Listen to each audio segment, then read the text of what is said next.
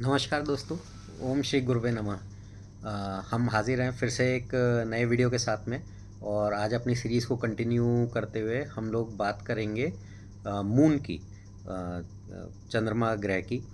तो मून जो है, मून की एनर्जीज़ को अगर हमको समझना है तो मून को अगर हम देखें, मून सबसे फास्ट रिवॉल्विंग एक तरीके से प्लैनेट है। इन द सेंस कुंडली के एस्ट्रोलॉजी के टर्म्स में हम इनको ग्रह कहते हैं।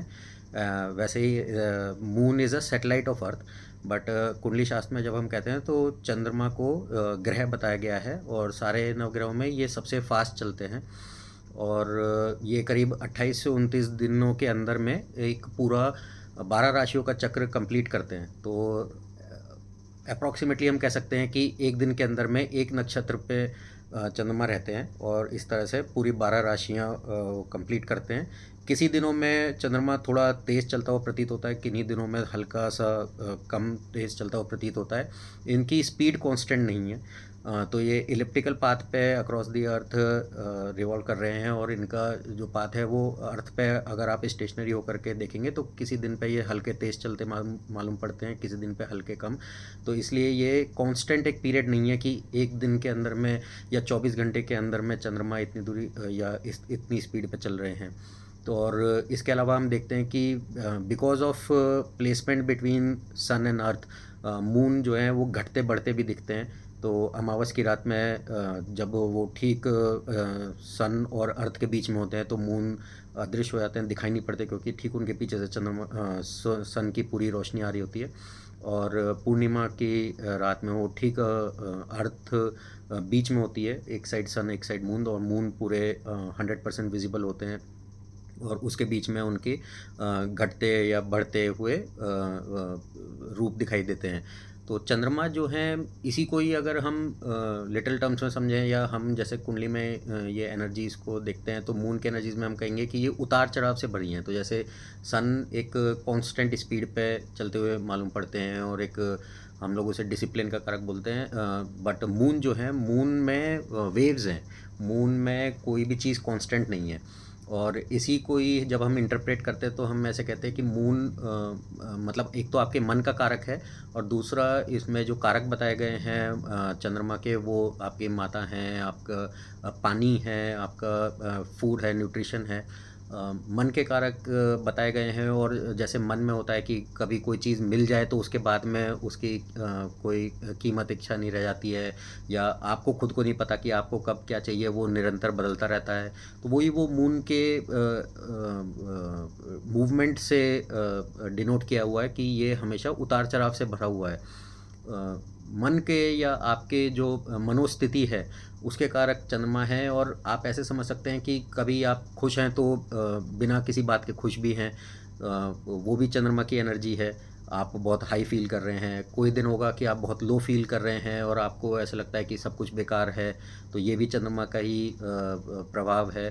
तो आपकी जो मनोस्थिति है वो बेसिकली चंद्रमा से है। जो मिल गया उसमें रस नहीं, जो नहीं है उसके लिए एकदम पागल से हैं। चंद्रमा जहाँ पे भी आपकी कुंडली में बैठता है वहाँ पे मतलब आपकी कुछ एक साइकिक इंट्यूशन भी होती है कि आपको वहाँ पे कुछ आभास होते हैं कि पहले से पता चल रहा है, या आपको कुछ पूर्वाभास हो जा रहा है। तो ऐसे भी देखा जाता है कि किस हाउस में मून प्लेस्ड है।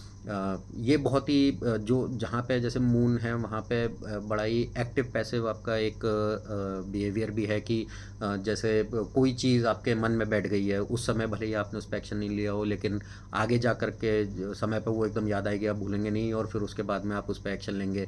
तो जैसे मंगल है कि मंगल तो अभी तुरंत स्नैप करेगा, जो हमने मंगल के वीडियो में बताया था कि तुरंत लड़ने के लिए तैयार है। मून ऐसे तुरंत नहीं करेगा, लेकिन वो समय पे जब याद आएगा और जब उसको लगेगा कि अब समय ठीक है, तब वो ज़रूर इस पर एक्ट करेगा। तो लोग भूलते नहीं हैं। तो वैसे हम देख सकते हैं आपको बेसिकली मून अगर एफ्लिक्शन में होता है, जैसे केमद्रुम दोष बोला जाता है, तो मून उसमें एफ्लिक्शन में है, तो उसमें ऐसा लगेगा कि सब कुछ होते सोते भी कुछ नहीं है, कि मतलब आपके पास में पैसा है, घर गाड़ी व्यापार है, सब कुछ है, लेकिन आपको ये लगेगा ज़िंदगी बेकार है, कुछ भी नहीं है। तो ये भी जो है मून की वीकनेस की वजह से, एफ्लिक्शन की वजह से है। तो आपके बेसिकली मन के कारक मून है। इसके अलावा में आपकी माता के कारक भी मून है। तो आपकी माता के बारे में अगर ध्यान करना हो और आपके कुंडली से उनका विचार करना हो तो भी मून को देखा जाता है। इसके अलावा मैं आपका फूड, आपका न्यूट्रिशन, आपकी अपब्रिंगिंग, आपका संस्कार कैसे हैं, ख़ानदान कहाँ पे आप पैदा हुए हैं, उसके ट्रेट्स क्वालिटीज़ कैसी हैं, तो ये भी मून से ही रिप्रेजेंट किया जाता है।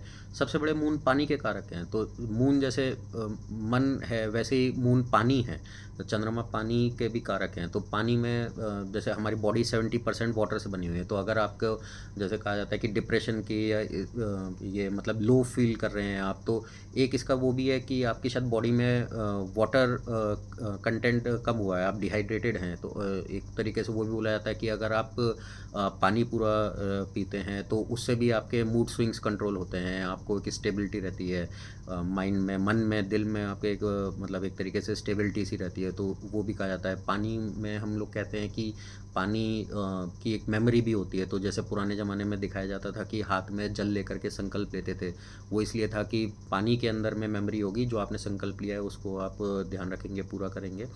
ऐसे ही मून जो है वो भी एब्जॉर्ब करता है। मून के साथ में कोई और प्लैनेट है तो उसकी एनर्जीज एब्जॉर्ब करता है, मून के आगे पीछे कोई प्लैनेट है तो उनकी एनर्जीज एब्जॉर्ब करता है। मून बहुत जल्दी इफ़ेक्ट में आ जाता है। मून के सामने कौन है, दृष्टि किसकी है, किसके साथ संबंध बना रहा है कुंडली के अंदर में, तो उससे हम लोग मून के बारे में देखते पढ़ते हैं और फिर प्रिडिक्ट करते हैं। मून के अंदर में ये भी है कि आदमी को नित नया कुछ चाहिए होता है, जो है उसके अलावा में क्या है वो चाहिए होता है। तो मून की कहानी ये है कि चंद्रदेव जो थे उन्होंने दक्ष प्रजापति की 27 कन्याओं से विवाह किया था।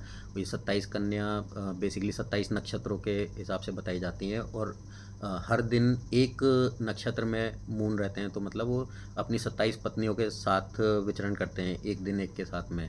लेकिन उनका जो बच्चा हुआ था वो उनको तारा के साथ में हुआ था, जो कि बृहस्पति की वाइफ थी, तो वो इलेजिटिमेट चाइल्ड हुआ।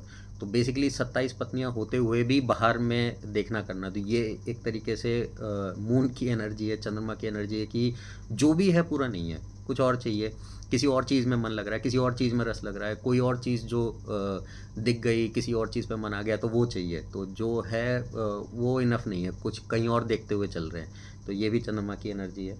चंद्रमा आपके जैसे मैंने कहा मन के कारक हैं, तो अगर आप अपने मन में बात रखेंगे, अगर आप अपने बात कुछ बोलते नहीं हैं, इंटरेक्ट नहीं करते हैं, तो बेसिकली चंद्रमा आपका ख़राब होता है। आप अगेन आपको लो फील होगा, आप डिप्रेशन की तरफ जाते हैं। तो एक बहुत अच्छा रेमेडी है कि आप दोस्त बनाएं, लोगों से मिलें, बातचीत करें। चंद्रमा मासिस के भी कारक हैं। आप अगर लार्ज स्केल पे लोगों के लिए कुछ अच्छा करते हैं, भला करते हैं, तो ये भी चंद्रमा से देखा जाता है। तो इससे भी आपका मूड अच्छा होता है, आपका मन अच्छा होता है और आप इसमें बेहतर हो सकते हैं। ये एक ल्यूमिनरी हैं, दृश्य देवता हैं।